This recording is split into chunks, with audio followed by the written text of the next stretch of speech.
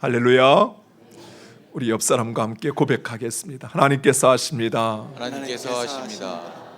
한 번 더 고백하겠습니다. 기대가 됩니다. 기대가 됩니다. 2023년 우리는 이렇게 고백합니다. 우리는 하나님의 사람입니다. 우리는 하나님의 사람입니다. 할렐루야. 아멘. 2023년 우리는 이스라엘의 역사를 통해서 지금 하나님의 말씀을 살펴보고 있습니다.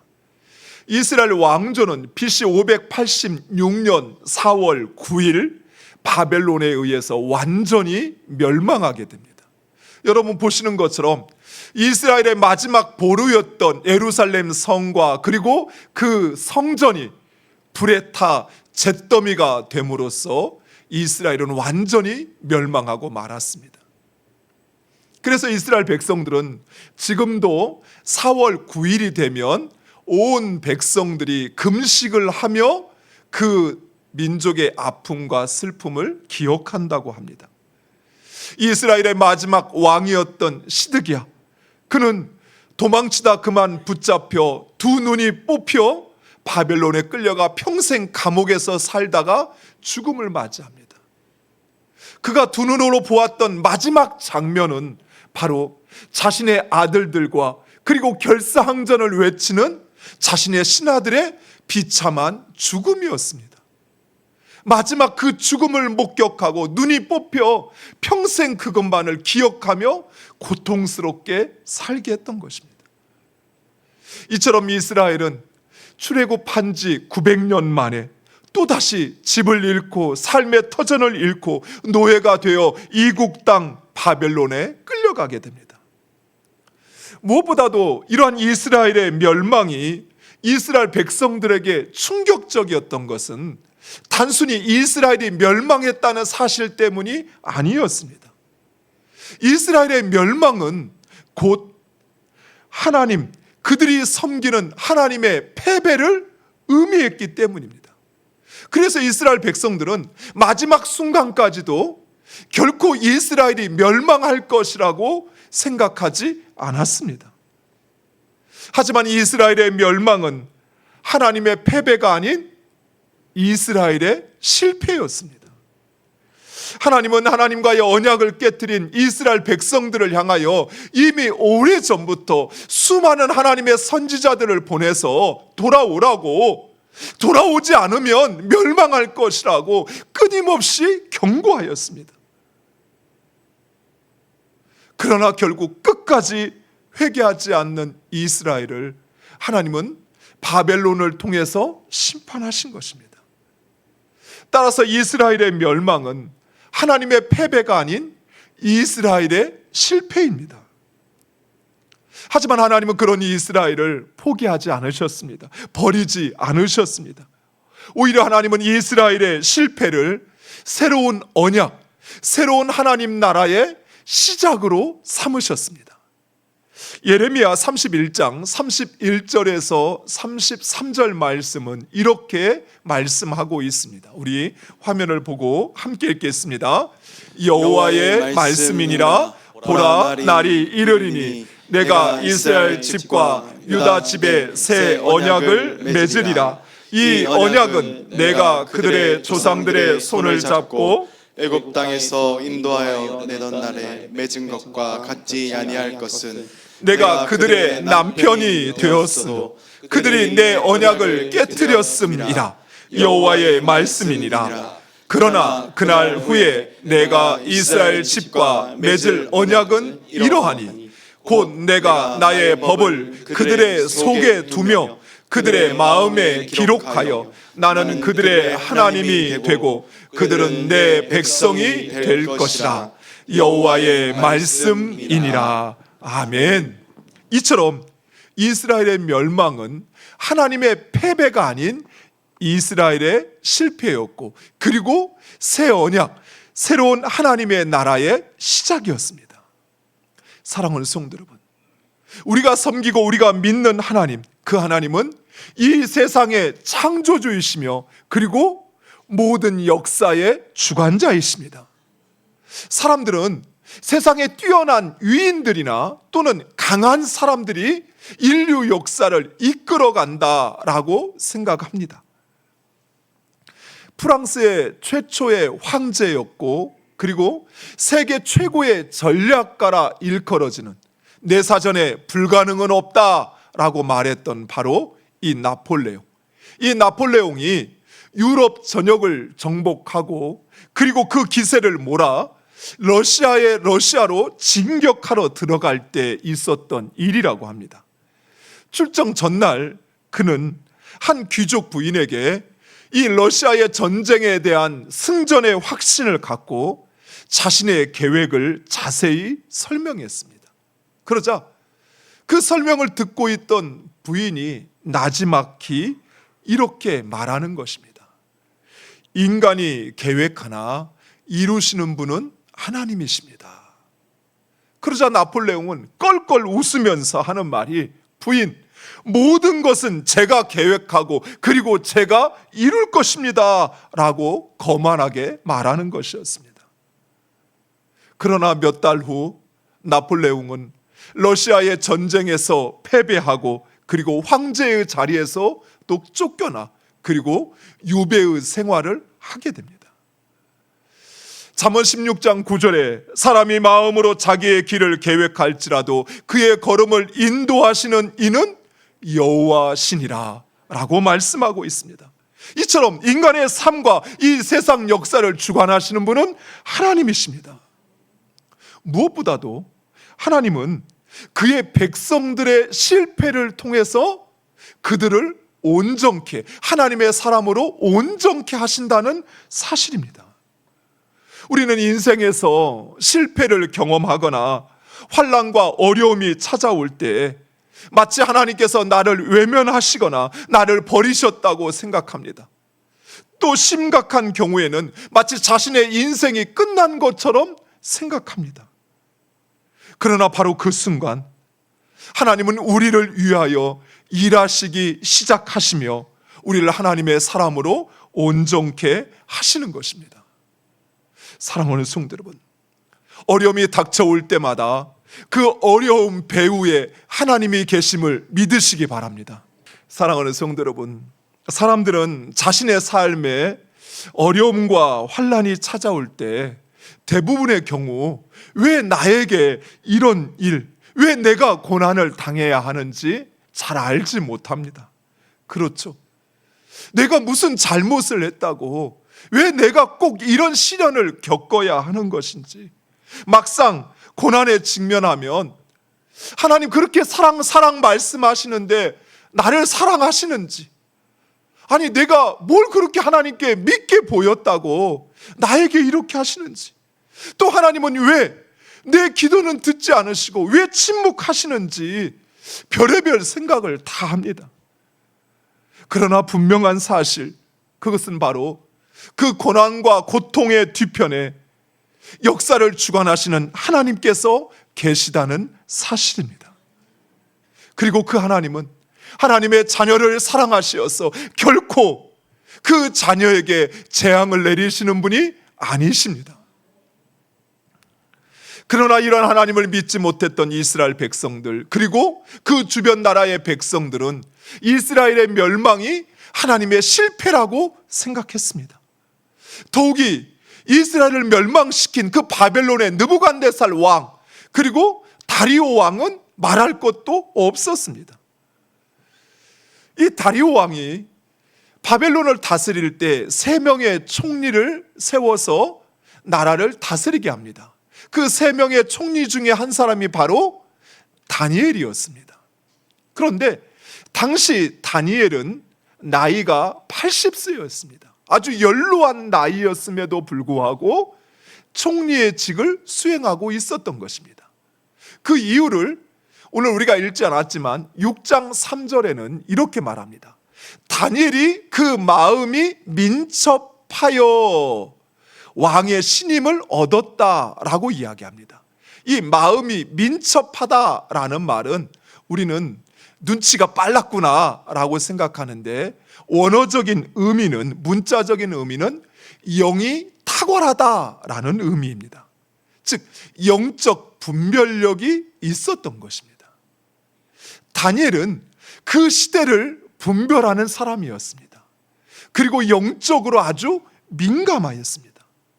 그래서 다니엘은 이 바벨론의 포로로 끌려왔지만, 그러나 바벨론 제국의 총리가 되었고, 그리고 다리오 왕에도 이처럼 신임을 받았고, 그리고 이후에 페르시아 제국에서도 총리로 섬기게 됩니다. 다리오 왕은 이런 다니엘을 3명의 총리 가운데서도 가장 높은 자리에 세우고자 하였습니다. 그러자 다른 총리와 고관들이 이 다니엘을 고발할 근거를 찾기 시작합니다. 아마도 이 다른 총리와 고관들은 메대 사람이었던 다리오 왕과 같은 출신이었던 것 같습니다. 그래서 메대 출신인 자신들이 다리오 왕에게 다니엘보다 더 못한 취급을 받는 것을 그들은 질투하고 시기했던 것입니다. 더욱이 성경에 보면 이 다니엘은 아무런 허물도 그릇됨도 없는 아주 신실하고 충성된 사람이었습니다. 좀 더 쉽게 생각하면 여러분 이렇게 생각하시면 돼요. 얼굴도 이쁘고 잘생겼는데 일도 잘해요. 공부도 잘해요. 그러니 다른 사람들이 얼마나 시기가 났겠어요.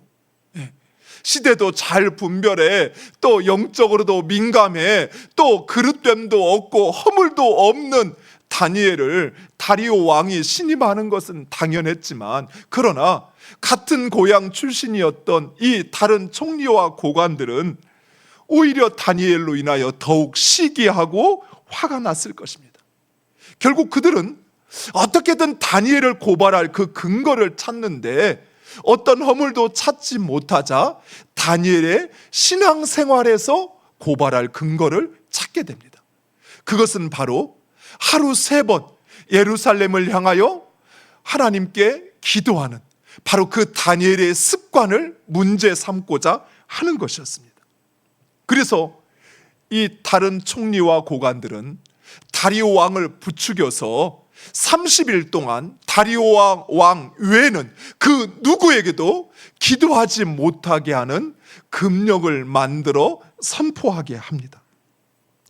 그들은 행여 왕이 이 금령을 바꾸지 않을까 우려해서 이 금령을 전국에 선포하게 합니다. 결국 다니엘은 이러한 고관들과 그리고 총리의 꾀임에 걸려들었고, 그리고 이제 사자굴에 던져질 위기에 처한 것입니다. 사랑하는 성도 여러분, 이처럼 의인도 또 아무런 허물도 그릇됨도 없는 사람도 때로는 고난을 당합니다. 심지어 선한 일을 행하고도 어려움을 당하는 경우가 발생하곤 하는 것입니다. 몇 년 전인가요? 중국에서 쉬쉬한데 펑이 사건으로 사람들의 공분을 샀던 일이 있습니다. 바로 여러분 지금 보시는 이 두 분. 술에 취해서 정류장에서 차를 기다리던 66세의 쉬쉬란이라는 할머니가 마침 차가 도착하는 순간 그 자리에 쓰러지게 됩니다. 그런데 그 순간 차에서 내리던 이 26살의 펑이라고 하는 청년이 아무도 그 할머니를 거들떠 보지 않는데 그 할머니를 부축해서, 그리고 그 할머니를 병원까지 모셔다 드리고 그리고 조치를 취하는 것을 보고 집으로 돌아가게 됩니다. 할머니와 가족들이 이 펑이라는 청년에게 연신 고맙다고 감사하다고 그렇게 인사를 했는데, 그런데 어느 순간 그 할머니와 가족이 돌변해서 이 청년이 자신을 밀쳐서 자신이 넘어지게 되었다라고 하면서 그 치료비와 위자료로 중국 돈으로 13만 6천 위안, 우리나라 돈으로 하면 약 한 2,500만 원을 청구한 것입니다. 심지어 1심 재판에서 일부 배상 판결을 받아 억울하게도 배상을 해야 하는 그 처지에 놓이게 되었습니다. 그런데 이 사실이 중국 전역에 알려지게 됐어요. 그러자 중국 국민들이 들고 일어나게 된 것입니다. 왜냐하면 그 청년을 지켜보았던 목격자들이 있었으니까요. 그래서 2심에서 이 할머니가 그 고소를 취하하여 이 사건은 종결되었다라고 합니다. 이처럼 선한 일을 하고도 때로는 고난을 당하며 의인들도 고난을 당합니다. 그러나 악인이 당하는 고난과 의인이 당하는 고난은 차이가 있습니다. 악인이 당하는 고난은 하나님의 심판이지만, 그러나 의인이 당하는 고난은 하나님의 축복입니다. 믿으십니까? 따라서 우리는 선을 행하였음에도 고난이 찾아올 때 오히려 기뻐해야 합니다. 물론 고난 자체로는 결코 기뻐할 수 없습니다. 그러나 이 고난을 통하여 일하시는 하나님, 그리고 나의 모든 것을 지켜보시고 알고 계시는 역사의 주인 되시는 하나님, 그 하나님께서 나를 온전케 하실 뿐만 아니라 나의 삶 가운데 일하시기에 우리는 기뻐할 수 있는 것입니다. 다니엘은 자신을 시기하는 총리와 그 고관들의 꾀임을 알고 있었을 것입니다. 마음이 민첩한 사람이었으니까요. 하지만 그가 평소 하던 대로 기도합니다. 오늘 본문 6장 10절 말씀 화면을 보고 우리 함께 읽겠습니다. 다니엘이 이 조서에 왕의 도장이 찍힌 것을 알고도 자기 집에 돌아가서는 밑방에 올라가 예루살렘을 향한 창문을 열고 전에 하던 대로 하루 3번씩 무릎을 꿇고 기도하며 그의 하나님께 감사하였더라. 아멘. 다니엘은 왕의 금령에도 불구하고 기도하는 것을 멈추지 않았습니다. 그것도 그가 평소에 하던 대로 창문을 열고 예루살렘을 향하여 하루 3번 하나님께 감사하며 기도했던 것입니다. 마치 모든 사람들이 볼 테면 봐라, 이런 식으로 그랬던 것입니다. 도대체 다니엘은 왜 왕의 금령에도 불구하고 기도하였을까요? 자칫 사자굴에 던져 자신의 생명을 잃어버릴 수 있는 그 위험한 상황임에도 불구하고 다니엘은 왜 기도하던 것을 멈추지 않았을까요? 단 30일만 참으면 되는데 30일이 지나고 나면 원래 하던 대로 그렇게 계속 기도해도 되는데 왜 다니엘은 기도를 멈추지 않았을까요? 왕의 명령에도 불구하고 다니엘이 기도하자 이 총리와 고관들은 기다렸다는 듯이 다니엘을 왕에게 참소합니다. 다리오 왕은 그제서야 자신이 불의한 총리들에게, 고관들에게 속았다는 사실을 알았지만 자신이 한번 뱉은 그 말을, 금령을 되돌이킬 수 없었습니다. 이처럼 사랑하는 성도 여러분, 사람은 결코 우리를 책임지지 않습니다. 의사들도 수술할 때 우리에게 꼭 뭘 받죠? 서약서를 받습니다. 수술하면 낫습니다, 이렇게 말했던 의사도 수술하기 전에는 꼭 수술 중에 어떤 사고가 발생해도 의사에게 책임을 묻지 않겠습니다라는 서약서를 쓰게 해요. 왕도 의사도 그 누구도 우리를 책임지질 못한다는 사실이에요. 결국 다니엘은 사자굴에 던져지게 됩니다. 또 행여 도망칠까봐 그 사자굴을 돌로 완전히 막아버렸습니다. 그리고 하루가 지났습니다. 다니엘이 죽었을 거라 생각한 이 다리오 왕은 슬피 울며 아무런 소망 없이 다니엘아 다니엘아 하고 부릅니다. 그런데 죽은 줄 알았던 다니엘, 그는 그 몸이 단 한 군데도 상한 것 없이 사자굴에서 올라오는 것입니다. 그리고 성경은 그 이유를 이렇게 말씀합니다. 6장 23절 말씀 우리 함께 읽겠습니다. 왕이 심히 기뻐서 명하여 다니엘을 굴에서 올라오라 하며 그들이 다니엘을 굴에서 올린즉 그의 몸이 조금도 상하지 아니하였으니 이는 그가 자기의 하나님을 믿음이었더라. 아멘. 그렇습니다. 다니엘은 믿었습니다. 다니엘은 살아계신 하나님을 믿었습니다. 다니엘은 어떤 상황 속에서도 그의 백성을 구원하시는 하나님을 믿었습니다.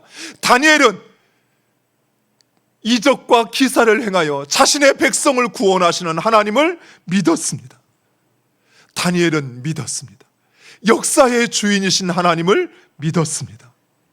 그리고 그 역사의 주인이신 하나님은 굶주린 사자의 입을 봉하여 다니엘을 지켜주셨을 뿐만 아니라 다니엘을 참소하던 자들을 심판하셨습니다.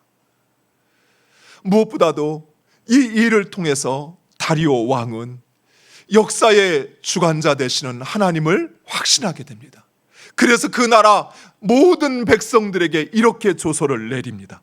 6장 26절과 27절 우리 함께 읽겠습니다.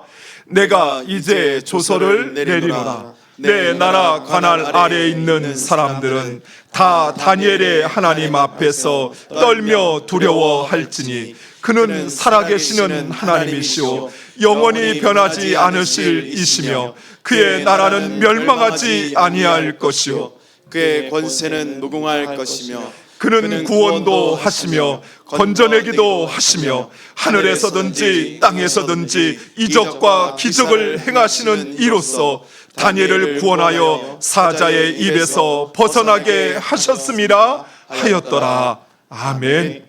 사랑하는 성도 여러분, 다니엘은 역사를 주관하시는 하나님을 믿었습니다. 그리고 하나님은 그 다니엘의 믿음에 응답하셨습니다. 그리고 그 다니엘을 통해서 하나님의 역사의 주관자이심을, 살아계시며 변치 않으시며 영원하신 하나님이심을, 그리고 그의 백성을 구원하시기 위하여 이적과 기적을 행하시는 하나님이심을 다리오 왕과 그리고 온 천하에 알게 하시는 것입니다. 사랑하는 성도 여러분, 바로 그 하나님께서 여러분의 삶을 주장하시며 그리고 여러분을 구원하십니다. 우리의 삶에 일어나는 그 모든 일 가운데 하나님의 간섭하심과 섭리 없이 일어나는 일은 아무것도 없습니다. 그 사람이 악할지라도, 그 사람이 불의해서 억울하게, 또 이 상황이 나를 그렇게 내모는 것 같지만, 그러나 그 모든 일은 하나님께서 주관하십니다. 그리고 그 하나님은 우리를 통하여 하나님이 어떤 분이신지를 이 세상 가운데 증거하기를 원하시는 것입니다. 여러분이 바로 그 하나님을 믿는 믿음의 사람 되시기를 간절히 축원드립니다. 그리고 하나님, 여러분의 삶 가운데 일하셔서 여러분을 하나님의 자녀로 온전케 하실 뿐만 아니라 그 하나님을 증거하는 여러분 되시기를 간절히 축원드립니다.